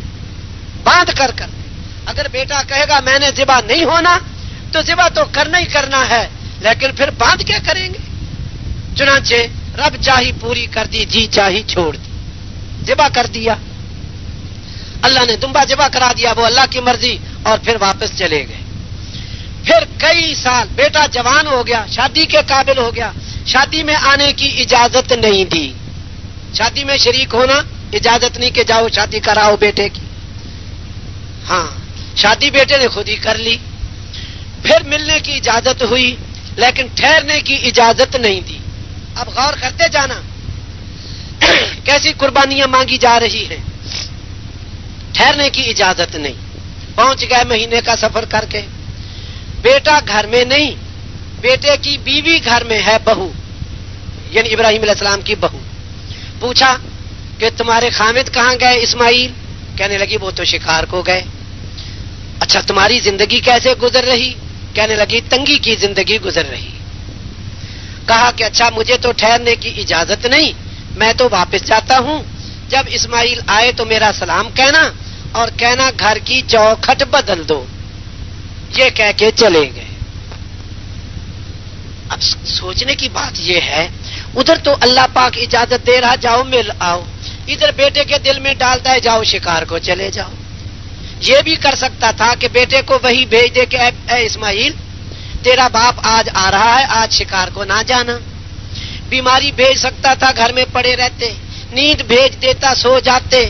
ویسے ہی کہتے کہ اچھا کل کا کھانا پڑا ہے آج شکار کو نہیں جاتے، تو باپ سے ملاقات ہو جاتی. اللہ پاک یہ سب کچھ کر سکتا تھا. باپ کو کہا مل کے آ، گھر جا، ٹھہرنا نہیں. بیٹے کو کہا شکار کو جا. اور باپ نے یہ پوچھا اور واپس روانہ ہو گئے. اسماعیل علیہ السلام واپس آئے. پوچھا، بیوی نے کہا ایک ایسے ایسے حلیے کے آدمی آئے تھے اور یہ مجھ سے پوچھا اسماعیل کہاں؟ میں نے کہا شکار کو گئے. زندگی کیسی؟ میں نے کہا تنگی کی. کہہ گئے مجھے ٹھہرنے کی اجازت نہیں ہے، میں واپس جا رہا ہوں. اور آپ کو سلام کہہ گئے اور کہہ گئے گھر کی چوکھٹ بدل دو. اسماعیل علیہ السلام کہنے لگے وہ تو میرے باپ تھے اور تجھے طلاق دینے کا حکم دے گئے. چنانچہ طلاق دے دی، چلے گئے. پھر بیٹے نے دوسری شادی کر لی. کئی سال کے بعد پھر ملنے کی اجازت، لیکن پھر پہلے والی شرط کے وہاں ٹھہرنا نہیں. پھر یہاں آئے، دوسری بیوی موجود. اسماعیل کہاں؟ کہنے لگی شکار کو گئے. تمہاری زندگی کیسی؟ کہا خوشی کی، گوشت شکار کا کھاتے ہیں، زمزم کا پانی پیتے ہیں، اب بڑی مزے کی زندگی گزرتی ہے. کہا کہ مجھے تو ٹھہرنے کی اجازت نہیں، میں تو واپس جاتا ہوں. جب اسماعیل علیہ السلام آئے ان کو میرا سلام کہنا اور کہنا گھر کی چوکھٹ محفوظ رکھے. یہ کہہ کے چلے گئے. اب جی چاہی پوری کر دی کہ رب چاہی پوری کر دی؟ رب چاہی پوری کر دی. اب اندازہ لگاؤ کب سے پیدا ہوئے اسماعیل اور دودھ پیتے کو چھوڑا تھا، بیچ میں کتنا باپ بیٹا اکٹھے رہے خود سوچ لو. ایک مرتبہ تو آئے پاؤں دھلا چھوڑ کے چلے گئے، دوسری مرتبہ پاؤں دھلا کے چلے گئے، تیسری مرتبہ ذبح کر کے چلے گئے، چوتھی مرتبہ بیوی کو طلاق دلا کے چلے گئے، پانچویں مرتبہ بیوی کو چوکھٹ کو محفوظ رکھنا یہ کہہ کے چلے گئے. اور یہ کتنا ساتھ رہے باپ اور بیٹا. اللہ پاک نے کس طرح امتحان لیا اور کس طرح انہوں نے جی چاہی قربان کر دی، رب چاہی پوری کر دی. تو کیا خیال ہے پھر ہم بھی جی چاہی کو قربان کیا کریں؟ کیوں بھی بول کے بتاؤ. اور رب چاہی پوری کیا کریں. فیصلہ کر لیا بھائی؟ بول کے بتاؤ نا، کر لیا کہ نہیں کر لیا؟ اللہ قبول فرمائے. اب سن لو انعام. اب آخر چھٹی مرتبہ پھر آئے، اللہ نے انعام کیا دیا. ان دونوں باپ بیٹا کے ہاتھوں بیت اللہ بنوایا، آواز لگوائی، ساری دنیا کا حج ابراہیم علیہ السلام کے حساب میں. ایک انعام. پانی کی تلاش میں نکلی تھی ہاجرہ، صفا مروہ پہ دوڑی، کوئی عمل نہیں تھا دین کا، پانی کی تلاش میں دوڑی تھی. اللہ نے حج کے مناسک میں سے اس کو کر دیا. حج کامل نہیں ہوتا جب تک صفا مروہ میں نہ دوڑے. چاہے بادشاہ صاحب ہوں، چاہے وزیر صاحب ہوں، کوئی چودھری سیٹھ صاحب ہوں، یہاں تو دوڑنا ہوگا. چاہے کوئی ولی ہو، چاہے نبی ہو، چاہے رسول ہو، چاہے امام الانبیاء ہو، پر یہاں تو دوڑ لگانی ہوگی. اور کیا دیا؟ بیٹا ذبح کیا تھا، قربانی کی سنت جاری کر دی اور قیامت تک جتنے جانور ذبح ہوں گے سب حضرت ابراہیم علیہ السلام کے حساب میں۔ صحابہ نے پوچھا ما هذه الاضاحی، یہ قربانی کیا چیز ہے؟ حضور نے فرمایا سنت ابیکم ابراہیم، تمہارے باپ ابراہیم کی سنت ہے۔ پوچھا فما لنا فیہا یا رسول اللہ، اس پہ ہمیں کیا ملے گا؟ فرمایا بکل شعرۃ حسنہ، ہر بال کے بدلے نیکی۔ قالوا فالصوف یا رسول اللہ، اون بہت، جو اون ہے یہ تو بہت گھنے بال ہیں، بہت باریک بال ہیں۔ فرمایا اون کے بھی ہر بال کے بدلے نیکی۔ کل امت جتنی قربانیاں کر چکی اور جتنی آگے کریں گی سب ابراہیم علیہ السلام کے حساب میں۔ اور کیا دیا؟ وَإِذِ ابْتَلَىٰ إِبْرَاهِيمَ رَبُّهُ بِكَلِمَاتٍ فَأَتَمَّهُنَّ، اللہ نے آزمایا ابراہیم علیہ السلام کو چند باتوں سے، انہوں نے پوری کر دی۔ قَالَ إِنِّي جَاعِلُكَ لِلنَّاسِ إِمَامًا، فرمایا ہم نے ان کو ساری دنیا کا امام بنا دیا۔ اور کیا دیا؟ وَاتَّخَذَ اللَّهُ إِبْرَاهِيمَ خَلِيلًا، اللہ کہتے ہیں ہم نے ابراہیم کو اپنا خلیل بنا دیا۔ خلیل اتنا گہرا تعلق ہے، حضور فرماتے ہیں اگر میں کسی کو خلیل بناتا تو ابو بکر کو بناتا، لیکن یہ تعلق ایسا ہے میں اللہ ہی کو خلیل بناتا، اور اللہ پاک خود کہہ رہے میں نے ابراہیم کو اپنا خلیل بنا دیا۔ اور کیا دیا؟ وجعلنا فی ذریتہ النبوۃ، ان کی اولاد میں نبوت کر دی کہ اب آئندہ جو بھی نبی آئے گا ابراہیم علیہ السلام کی اولاد میں آئے گا۔ کسی کا بیٹا حافظ ہو جائے لڈو تقسیم کرتا ہے مٹھائیاں، کسی کا بیٹا عالم ہو جائے فخریہ بتاتا ہے ارے خوش نصیبی کتنی جس کا بیٹا عالم ہو اور جس کے سارے بیٹوں، جس کا بیٹا نبی ہو اور پھر نبوت ان کے بیٹوں میں نامزد ہو۔ باجی کتابوں سے پتہ چلتا ہے اللہ نے بنی اسرائیل میں 4000 نبی بھیجے اور دوسرے بیٹے کی اولاد اسماعیل علیہ السلام کی اولاد میں سارے نبیوں کا امام بھیجا، امام الانبیاء۔ اور پھر انہوں نے ایک امت مانگی اور یہ امت بھی ساری ابراہیم علیہ السلام کے حساب میں قربانی دینے والی امت۔ اللہ پاک قربانی تو لیتا ہے لیکن جو جی چاہی قربان کر دے، جب پھر انعام دینے کا وقت آتا ہے اللہ پاک دہانے کھول دیتے۔ فرعون کی بیوی ملکہ شاہانہ شاہی محل میں رہتی ہے، شاہی کھانے کھاتی ہے، شاہی لباس پہنتی ہے۔ جب موسیٰ علیہ السلام کا دین سمجھ میں آ گیا کہ دین حق ہے، جی چاہی قربان کر دی اور جانتی ہے کہ فرعون کیسے عذاب دے گا۔ فرعون ذل اوتاد، دیوار کے ساتھ کھڑا کر کے کیلیں گاڑ دیتا تھا، زمین پہ لٹا کے کیلیں گاڑ دیتا تھا، پہلو نہیں بدل سکتے، نہ کھانے کو ملے گا نہ پینے کو، یہیں پیشاب یہیں پاخانہ، یا ہمیں رب مانو یا یہیں تڑپ تڑپ کے مر جاؤ، یوں عذاب دیتا تھا۔ ایک دوسرا عذاب دیتا تھا، ایک بازو کاٹتا تھا دوسری طرف کی ٹانگ کاٹتا تھا، ایک تیسرا عذاب دیتا تھا سولی لٹکاتا تھا۔ یہ جانتی ہے کہ ان عذابوں میں سے کوئی عذاب ملے گا، لیکن جی چاہی قربان کر دی، رب چاہی پوری کر دی، عذاب برداشت کیے، اسی میں اللہ کی بندی سولی دے دی گئی، شہید ہو گئی۔ اب جی چاہی قربان کرنا، رب چاہی پورا کرنا، نتیجہ بھی سن لو اور فیصلہ بھی کرو اپنے لیے، میں بھی اور آپ بھی۔ یوں آتا ہے کتابوں میں کہ یہ فرعون کی بیوی قیامت کے دن آخرت میں امام الانبیاء حبیب خدا حضرت محمد مصطفیٰ صلی اللہ علیہ وسلم کی بیوی بنائی جائے گی، نبیوں والی جنت میں رہے گی، امام الانبیاء کے ساتھ رہے گی، ہمیشہ ہمیشہ رہے گی، حضرت خدیجہ کی سوکن بن کے رہے گی۔ کہاں فرعون اور کہاں امام الانبیاء، کہاں سے اللہ نے اٹھائی اور کتنی اونچی پہنچائی۔ جی چاہی قربان کر دی فرعون کی باندھی معاشطہ نے، یہ آسیہ کو کنگھی دیا کرتی تھی، کنگا کیا کرتی تھی، مسلمان ہو گئی، اسی طرح جان دے دی تکلیفوں میں۔ امام الانبیاء معراج والی رات مکہ مکرمہ سے گئے ملک شام، جب ملک مصر کے برابر سے گزرے تو کہا اے جبریل مصر کی طرف سے جنت کی خوشبو آ رہی۔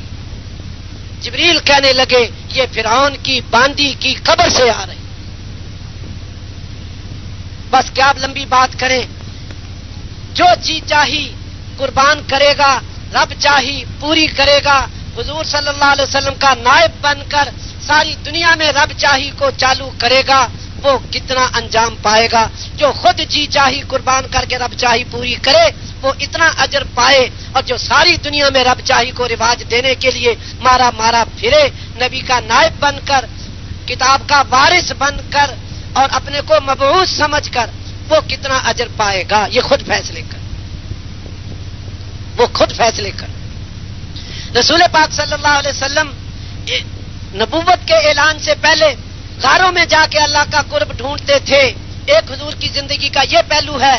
اور دوسرا پہلو یہ ہے اعلان نبوت کے بعد لوگوں کے پیچھے پھر رہے, کبھی عقیق بتان پھر رہے, یعنی یہ تو خیر دوسری طرف ہے, مکہ مکرمہ میں کے بازاروں میں پھر رہے, اور کبھی مینا میں پھر رہے, کبھی طائف میں لوگوں کے پیچھے جب پھرنا, یہ احکام پورے کیے تو اب اللہ پاک نے معراج کرایا, آسمانوں پہ بلایا, سارے نبیوں کی امامت کروائی اور ساتوں آسمانوں کے اوپر بلایا, سدرۃ المنتہا سے اونچا, جبریل کی پرواز ختم اور اپنی طرف سے تخت بھیج کے اوپر اٹھوایا. جب دربار الہی میں پہنچے اب اللہ پاک خود کہہ رہا اے میرے حبیب ادنو منی, میرے قریب ہو جا. حضور قریب ہو گئے, پھر کہا ادنو منی, قریب اور قریب ہو جاؤ. حضور اور قریب ہو گئے, پھر کہا تیسری مرتبہ ادنو منی, میرے قریب ہو جاؤ. پھر حضور اور قریب ہو گئے. اب کتنا قرب ہوا, اور دینے والے نے کیا دیا, لینے والے نے کیا لیا, دینے والا جانے یا لینے والا جانے. پہلے یہ مارے پھر رہے اللہ کے قریب ہونے کو, اب جو لوگوں کے پیچھے پھرے ہیں اب اللہ پاک ان کو اپنے قریب کر رہا ہے. اب اللہ پاک اپنے قریب بار بار کہہ رہا میرے قریب ہو جاؤ, اور قریب ہو جاؤ, اور قریب ہو جاؤ. تو دوستو اللہ پاک نے بہت اونچا کام دے دیا, ساری دنیا میں انقلاب لانے والا کام دے دیا, ساری دنیا کی قسمت پلٹنے والا کام دے دیا. آج پلٹ کیوں نہیں رہی قسمت؟ ہم اپنے کو مبعوث سمجھ کے نہیں کرتے. اپنے مقام پہ جب چیز ہوا کرتی ہے تو اس کا نتیجہ نکلا کرتا ہے, جب چیز اپنے مقام سے ہٹی ہوئی ہوتی ہے اس کی تاثیر ظاہر نہیں ہوا کرتی.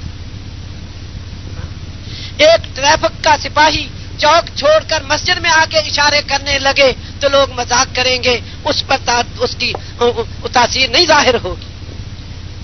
چوک پہ کھڑا ہو کے اپنی جہاں کا وہ آدمی ہے وہاں کھڑا ہو کے اشارے دے گا تو ٹریفک پہ قابو پائے گا, اس جگہ سے ہٹ کے کچھ جو کرتا رہے گا اس کا کوئی نتیجہ نہیں نکلے گا. امام اپنے امامت والا مصلی چھوڑ کے بیچ کی صفوں میں آ کے اونچی قرات کرنا شروع کر دے, سب لوگ ہنسیں گے. اپنے مقام پہ جو چیز ہوا کرتی ہے پھر تاثیر ظاہر ہوا کرتی ہے. بندوق کی گولی اپنی جگہ پہ ہوگی تاثیر دکھائے گی, اپنی جگہ سے ہٹی ہوئی ہو, ایسے بھیڑیے کو شیر کو مارو تو ایسے کوئی تاثیر نہیں دکھائے. یہ امت اپنے مقصد پہ آئے, مقصد بعثت پر اپنے کو مبعوث سمجھ کر, بھیجا ہوا سمجھ کر, نبی کا نائب سمجھ کر جب محنت کرے گی اس وقت جو تاثیر ظاہر ہوگی تو اس کا کوئی اندازہ ہی نہیں لگا سکتا.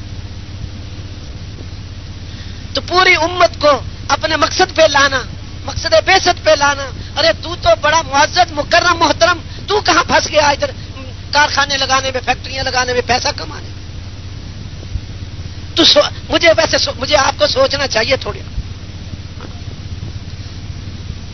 اگر نسبت نبوت کی نسبت نیابت یہ نسبت حاصل ہو گئی, یقین جانو امت یہ وہ فکر اور تڑپ پیدا ہوگی انسانیت کی جس پہ اللہ پاک امت کے لیے فیصلے کرے. حضور صلی اللہ علیہ وسلم امت کے پیچھے پھرتے تھے, ایک نظر آسمان کی طرف, ایک نظر زمین والوں کی طرف. اللہ کہتا ہے ان کو یہ حکم سناؤ, امت مانتی نہیں. اللہ پھر کہتا جو قوم نوح نہیں مانتی تھی ہم نے یوں غرق کیے. اب حضور دیکھ رہے کہ میں حکم دے رہا یہ مان نہیں رہے, اور اللہ یہ کہہ رہا نہ ماننے والوں کے ساتھ یوں ہوگا, میرے آقا پہ کتنی گزرتی ہوگی.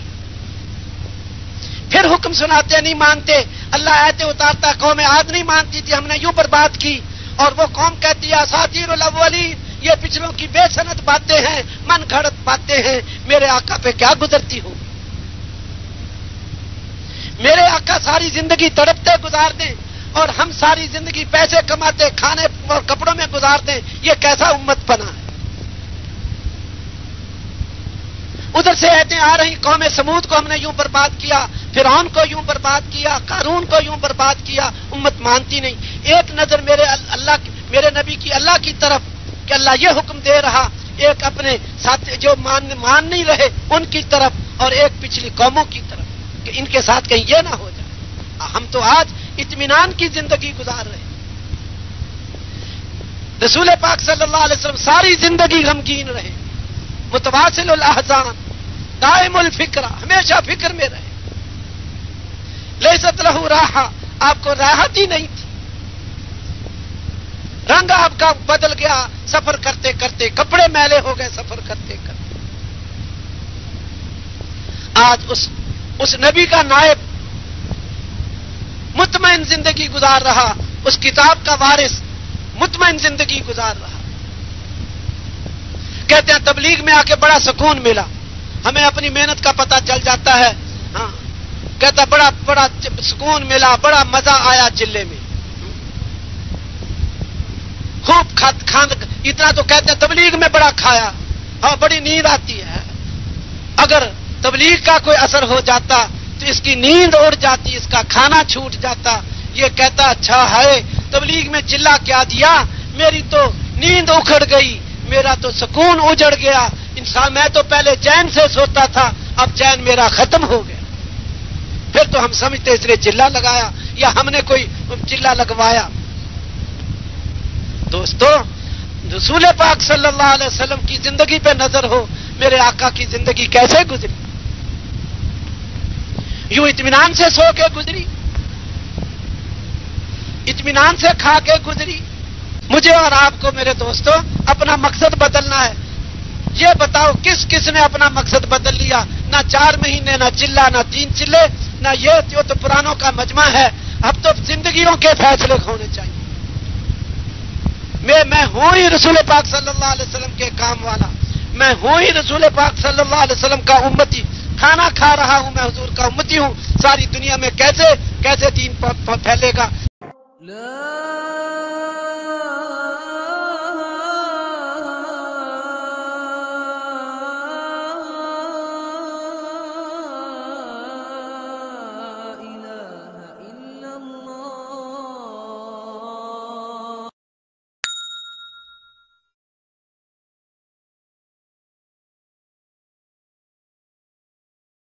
اللہ اکبر اللہ